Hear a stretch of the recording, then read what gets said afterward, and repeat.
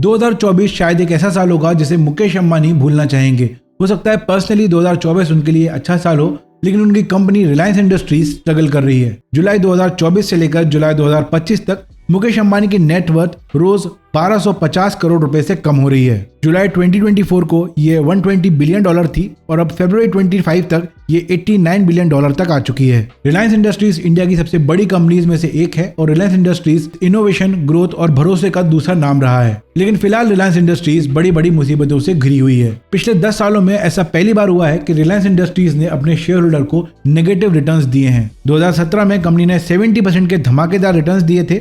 उसके बाद 2018 से 2020 तक उनकी ग्रोथ स्टेडी रही थी, लेकिन 2022 से कंपनी के रिटर्न्स गिरने लगे। 2023 में कंपनी ने 7% का रिटर्न दिया था, 2023 में सिर्फ 1.44% का रिटर्न और 2024 में तो कंपनी ने नेगेटिव रिटर्न दिए हैं -3.14%। जो कंपनी दशकों से अपने इन्वेस्टर्स को आउटस्टैंडिंग रिटर्न्स देती आ रही है, उसने पिछले 4 सालों में बिलो एवरेज रिटर्न्स दिए हैं और इस साल तो उसने नेगेटिव रिटर्न्स अपने इन्वेस्टर्स को दिए हैं। लेकिन बात यहाँ पर खत्म नहीं होती है। अगर हम पिछले 6 महीने के परफॉर्मेंस को देखें तो इस स्टॉक ने और भी खराब परफॉर्मेंस दी है। अगर बात करें पिछले 6 महीनों की तो रिलायंस इंडस्ट्रीज का स्टॉक 20% से भी ज्यादा गिर चुका है। जो स्टॉक 1527 के प्राइस को छू चुका था वो अब 1200 के नीचे आ गया है और ये अब कंपनी के इन्वेस्टर्स के मन में सवाल खड़ा करता है कि क्या ये स्टॉक अब और भी नीचे जा सकता है। क्या रिलायंस इंडस्ट्रीज के कई सालों के डोमिनेंस का अब एंड करीब है या फिर क्या रिलायंस इंडस्ट्रीज का स्टॉक यहाँ से कम बैक कर सकता है और क्या यहाँ पर एक लाइफ टाइम अपॉर्चुनिटी बनती है रिलायंस इंडस्ट्रीज के स्टॉक को खरीदने की। हो सकता है इनमें से कुछ सवाल आपके मन में भी हो। तो इन सवालों के जवाब ढूंढने के लिए हमें समझना होगा कि आखिर रिलायंस इंडस्ट्रीज में ऐसा क्या चल रहा है कि इसका स्टॉक लगातार गिरे जा रहा है। इस वीडियो में हम रिलायंस इंडस्ट्रीज के मेजर सेगमेंट को एक एक करके एनालाइज करेंगे ताकि हमें पता चल सके कि आखिर प्रॉब्लम कहां पर है। लेकिन वीडियो स्टार्ट करने से पहले आपसे एक छोटी सी रिक्वेस्ट रहेगी कि इस वीडियो को अभी से लाइक कर दीजिए और अगर चैनल पर पहली बार हैं तो चैनल को सब्सक्राइब कर लीजिए। ये आपके लिए तो फ्री है लेकिन हमें बहुत मोटिवेट करता है इसी तरह की वीडियोस बनाने के लिए। तो रिलायंस इंडस्ट्रीज को समझने के लिए हमें यह समझना होगा कि रिलायंस एक बहुत ही डाइवर्सिफाइड बिजनेस है। इसमें कई तरह के बिजनेस सेगमेंट्स हैं और हमें जानना होगा कि किस सेगमेंट से कितना रेवेन्यू आ रहा है। तो इस समय रिलायंस इंडस्ट्रीज का सबसे बड़ा बिजनेस सेगमेंट है पेट्रोकेमिकल बिजनेस, यानी कि ऑयल टू केमिकल। ये वो बिजनेस है जिसे धीरू भाई अंबानी ने बनाया है और ये वो बिजनेस है जिससे रिलायंस को उसकी पहचान मिली है। और आज से कुछ साल पहले तक रिलायंस का जो मेजॉरिटी ऑफ द रेवेन्यू है, 80% ऑफ द रेवेन्यू है, वो पेट्रोकेमिकल बिजनेस के थ्रू ही आता था। लेकिन पिछले कुछ सालों में पेट्रोकेमिकल बिजनेस से जो रेवेन्यू आता था उसमें कमी आती दिख रही है। आज के समय में पेट्रोकेमिकल बिजनेस के थ्रू 57% रेवेन्यू आता है। इसके अलावा रिलायंस रिटेल का बिजनेस है जिसमें 23% रेवेन्यू आता है। फिर Jio telecom and digital service business है जिससे 15% रेवेन्यू आता है। इसके अलावा oil and gas exploration and processing business है जिससे करीब 1% के आसपास रेवेन्यू आता है। और फिर न्यू एनर्जी और अदर बिजनेसेस हैं जिससे करीब 4% के आसपास रेवेन्यू आता है। तो अब पहले समझो कि पेट्रोकेमिकल बिजनेस क्या होता है। कंपनी विदेश से क्रूड ऑयल खरीदती है और उसको रिफाइन करती है। क्रूड ऑयल को रिफाइनरीज में प्रोसेस करने के बाद उससे जो केमिकल बचते हैं उससे प्लास्टिक, पॉलिएस्टर और केमिकल्स बनते हैं जिससे पेंट, शैम्पू और डिटर्जेंट सब कुछ बनता है। अब क्रूड ऑयल प्राइसेस कुछ साल पहले $123 पर बैरल थे जो कि अब घटकर हो गए हैं $70 पर बैरल। अब कच्चे तेल के प्राइसेस कम हो गए हैं तो इसका नुकसान भी कंपनी को उठाना पड़ रहा है। अब इलेक्ट्रिक व्हीकल्स भी आ गई हैं। इसके अलावा हाइड्रोजन फ्यूल पर भी काम चल रहा है। इस वजह से ऑयल की डिमांड आगे भी कम होने वाली है। इस वजह से जो रिलायंस का कोर बिजनेस है उसमें संकट के बादल छा गए हैं। इसके अलावा रुपी लगातार गिर रहा है जिससे ऑयल इंपोर्ट डॉलर में करना पड़ता है, इसलिए इंपोर्ट भी महंगा हो गया है। यही वो कारण है कि जो ऑयल टू केमिकल सेगमेंट है उसमें पिछले क्वार्टर को अगर हम चेक करते हैं तो EBITDA margin -23.7% year on year हो गया है। अब ऑयल की डिमांड भविष्य में कम हो जाएगी, ये कोई सीक्रेट नहीं है, ये ओपन सीक्रेट है।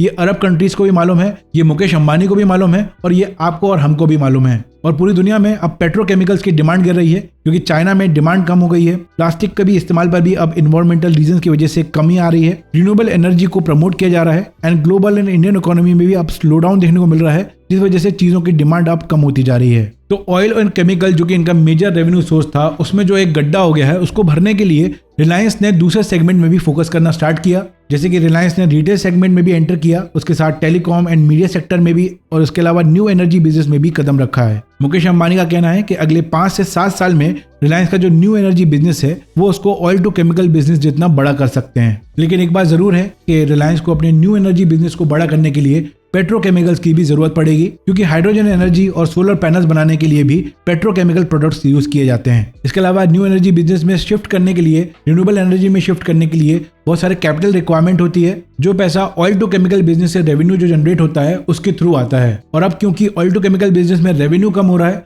और जो ट्रांजिशन कंपनी को करना है वो ट्रांजिशन कंप्लीट करने के लिए कंपनी को फंड्स की रिक्वायरमेंट है और वो फंड्स कम होते जा रहे हैं। अब कंपनी सोच रही थी कि ऑयल टू केमिकल बिजनेस जो है, पेट्रोकेमिकल बिजनेस जो है, उससे जो रेवेन्यू कम हो रहा है उसको हम रिटेल बिजनेस और टेलीकॉम बिजनेस से रिप्लेस कर देंगे। लेकिन दोस्तों कंपनी के इस प्लान में भी प्रॉब्लम आना स्टार्ट हो गई है। सबसे पहले हम बात करते हैं कंपनी के second highest revenue contributor retail business की। तो रिटेल बिजनेस में इनका revenue customer electronics, fashion and lifestyle, groceries and pharma and beauty से आता है। कंपनी के पास 15,200 रिटेल स्टोर्स हैं और 19 करोड़ का कस्टमर बेस है। इसके अलावा इनके ई कॉमर्स प्लेटफॉर्म हैं जैसे कि Jio mart, Reliance digital, AJIO, Zivame, urban ladder and Netmeds. Mukesh Ambani का विजन है कि अगले 5 सालों में रिलायंस रिटेल दुनिया के टॉप 5 रिटेल कंपनीज में से होगा। लेकिन अगर आप रिलायंस रिटेल की फाइनेंशियल परफॉर्मेंस को देखेंगे तो ईयर ऑन ईयर कोई खास ग्रोथ यहाँ पर देखने को नहीं मिल रही है। 4 बड़े रीजंस हैं जिस वजह से रिलायंस रिटेल सफर कर रहा है। पहला है कंजम्पशन स्लो डाउन। काफी टाइम से कंज्यूमर डिमांड यहाँ पर लो चल रही है जिस वजह से अलग अलग रिटेल सेगमेंट में सेल्स कम हो गई है। दूसरा है स्टोर क्लोजर्स। चैलेंजिंग मार्केट की वजह से 2025 में कंपनी ने पहले क्वार्टर में लगभग 230 स्टोर्स को बंद कर दिया है। फैशन और लाइफस्टाइल सेगमेंट में कंपनी की डिमांड बहुत वीक है और रिलायंस रिटेल के इस डिवीजन का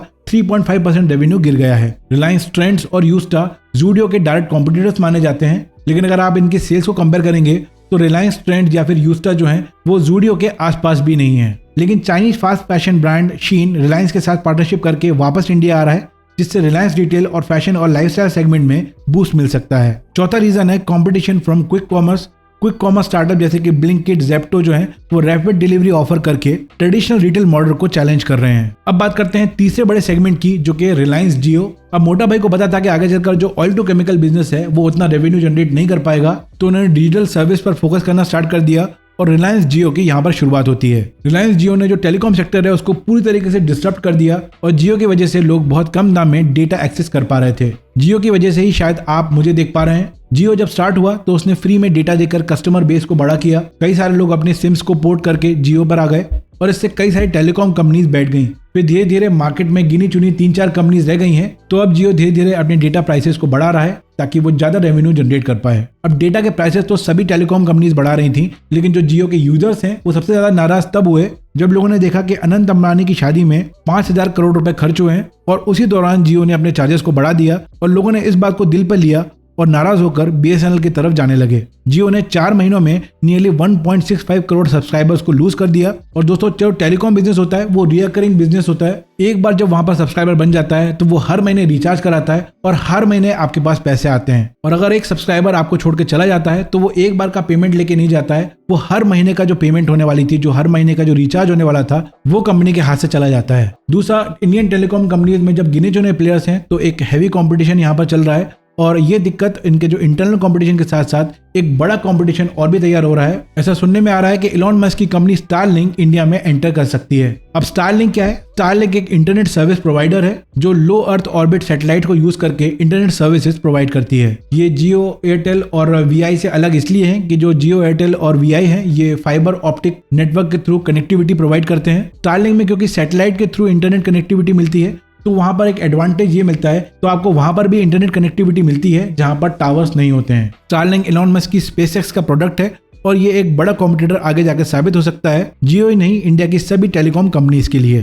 तो जैसा कि आपने देखा कि रिलायंस इंडस्ट्री की जो 3 मेजर बिजनेस सेगमेंट हैं उनमें हैवी कंपटीशन है, कई सारे चैलेंजेस हैं और ग्रोथ भी स्लो है। इसके अलावा रिलायंस ने न्यू एनर्जी बिजनेस में भी एंटर किया है क्योंकि कंपनी को लगता है कि रिन्यूएबल एनर्जी सेक्टर में इंडिया में बहुत स्कोप है। इस सेक्टर में एंटर करने के लिए बहुत हाई इन्वेस्टमेंट की जरूरत होती है और बहुत कम कंपनीज होती हैं जिनके पास कैपिटल ज्यादा होता है, वही इस सेगमेंट में एंटर कर पाती हैं। अब इस सेगमेंट में भी कंपनी काफी कुछ काम कर रही है, जैसे कि सोलर एनर्जी प्रोडक्शन कर रही है जिसमें कच्छ में दुनिया का सबसे बड़ा रिन्यूएबल एनर्जी प्रोजेक्ट बन रहा है। इसके अलावा सोलर पैनल मैन्युफैक्चरिंग कर रही है। जामनगर में एक गीगा फैक्ट्री बन रही है जिसमें बैटरी मैन्युफैक्चरिंग प्लांट लगेगा। इसके अलावा बायो एनर्जी बिजनेस में भी कंपनी काम कर रही है एंड हाइड्रोजन एनर्जी में भी कंपनी काम कर रही है। और मुकेश अंबानी का कहना है कि 2030 तक रिलायंस इंडस्ट्रीज दुनिया का सबसे सस्ता ग्रीन हाइड्रोजन बनाएगी। रिलायंस ने इस पूरे ग्रीन एनर्जी बिजनेस के लिए $10 बिलियन का इन्वेस्टमेंट प्लान बनाया है और कंपनी का मानना है कि अगले 5 से 7 साल में जो न्यू एनर्जी बिजनेस है वो ऑयल टू केमिकल बिजनेस से भी ज्यादा प्रॉफिट जनरेट कर पाएगा। लेकिन प्रॉब्लम ये आ रही है कि जो न्यू एनर्जी बिजनेस है उसमें कई सारे कैपिटल की रिक्वायरमेंट है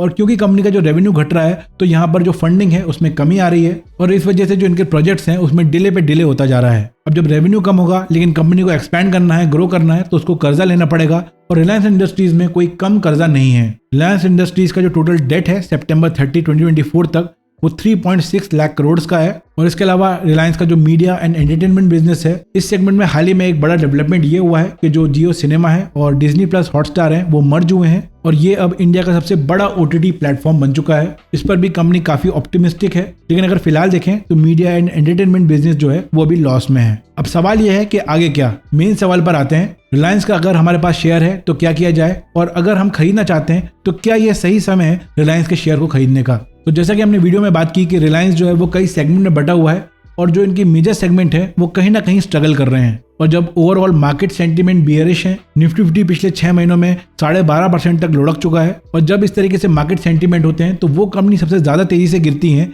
जिनके फंडामेंटल्स वीक होते हैं। और यही रिलायंस के साथ हो रहा है। ना इनकी रेवेन्यू ग्रोथ बहुत सिग्निफिकेंट है, ना इनका प्रॉफिट बढ़ पा रहा है। रिलायंस के Q3 रिजल्ट में 7% ईयर ऑन ईयर इंक्रीज हुआ है कंसोलिडेटेड नेट प्रॉफिट में, एंड रेवेन्यू फ्रॉम ऑपरेशन में भी 7% year on year he growth हुआ है। टेक्निकली देखें तो स्टॉक अपने 52 वीक लो के करीब है।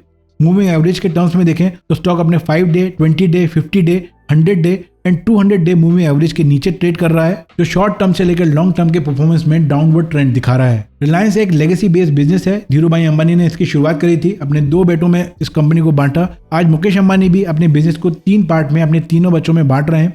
रिटेल बिजनेस जो है वो ईशा अंबानी को जाएगा, जियो जो है वो आकाश अंबानी संभालेंगे, और रिलायंस की जो एनर्जी बिजनेस है और ऑयल टू केमिकल बिजनेस है वो अनंत अंबानी संभालेंगे। इसके अलावा जल्द ही रिलायंस रिटेल और रिलायंस जियो का भी कंपनी IPO प्लान कर रही है ताकि बिजनेस की वैल्यू अनलॉकिंग हो सके, क्योंकि न्यू जनरेशन को इस कंपनी में बांटा जा रहा है और फिलहाल जो है वो ग्रोथ थोड़ी सी थम गई है। इस वजह से कंपनी बड़े ट्रांजिशन की ओर बढ़ रही है। कंपनी न्यू टेक्नोलॉजीज पर भी फोकस कर रही है, चाहे वो cloud based AI personal computers जैसे प्रोडक्ट्स हो, वर्ल्ड लार्जेस्ट डेटा सेंटर हो जो कि जामनगर में बन रहा है, एंड एनवीडिया के साथ कोलैबोरेशन हो AI चिप्स को लेकर। अगर इन्वेस्टमेंट पर्पज से देखें तो कंपनी के जो क्वार्टरली रिजल्ट हैं वो की है यहाँ पर, और उनको लगातार चेक करते रहना चाहिए। पर्सनली मुझे लगता है कि अगले 1 से 2 साल में यहाँ पर सिग्निफिकेंट ग्रोथ मिलना बहुत मुश्किल हो गया है। मुझे लगता है रिलायंस कमबैक तो करेगी, लेकिन इसको वापसी करने में काफी टाइम लग सकता है। 3 साल या फिर 4 से 5 साल भी यहाँ पर लग सकते हैं। आपको क्या लगता है, क्या रिलायंस वापसी करके अपने इन्वेस्टर्स को तगड़े रिटर्न दे पाएगा, या फिर जो इनकी नई जनरेशन है उसके कंट्रोल में आने के बाद कंपनी का धीरे धीरे डाउनफॉल हो जाएगा? कमेंट जरूर बताइए आपको क्या लगता है। अगर आपको आज का वीडियो पसंद आया तो वीडियो को लाइक जरूर कीजिए, अपने फ्रेंड्स के साथ शेयर कीजिए, और अगर आप चैनल पर पहली बार आए हैं तो चैनल को सब्सक्राइब कर लीजिए, बेल आइकन प्रेस कीजिए ताकि आने वाले वीडियोस के अपडेट आपसे मिस ना हो। मैं मिलूंगा आपसे नेक्स्ट वीडियो में। Take care and have a great day.